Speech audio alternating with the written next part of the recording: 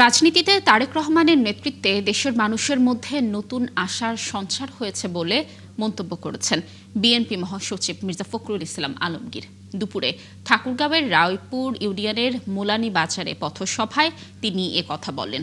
এ সময় মির্জা ফখরুল আরও বলেন, দীর্ঘ ১৭ বছর পর ভোট দেওয়ার সুযোগ পেয়েছে জনগণ। ত্রয়োদশ জাতীয় সংসদ নির্বাচনেই তিনি শেষবারের মতো অংশ নিচ্ছেন বলেও জানান। হিন্দু সম্প্রদায়ের ভোটারদের উদ্দেশ্যে বিএনপি মহাসচিব বলেন, বাংলাদেশে কেউ সংখ্যালঘু নয়, সবাই সমান।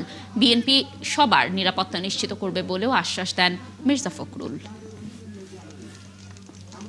এর আগে আমরা এমপি দেশের করছি 15 বছর আগে, মাঝখানে আমরা ভোট দিতে পারি নাই, তাই না? সব ভোট নিয়ে গেছে ওরা, কারা?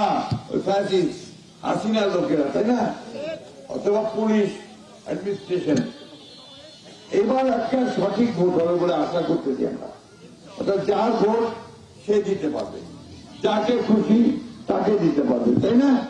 আমাদের প্রেসিডেন্ট জিয়া আর বেগম জিয়ার ছেলে তারেক রহমান, দেখছেন তো যেতে যাচ্ছে খালি লোক আর লোক রে ভাই, যে মানুষগুলো তার মধ্যে একটা আশা খুঁজে পাচ্ছে, তার মধ্যে একটা নতুন একটা নেতা দেখতে পাচ্ছি, যে নেতাটা তাদেরকে ভালো কিছু দেওয়ার কথা বলতেছে।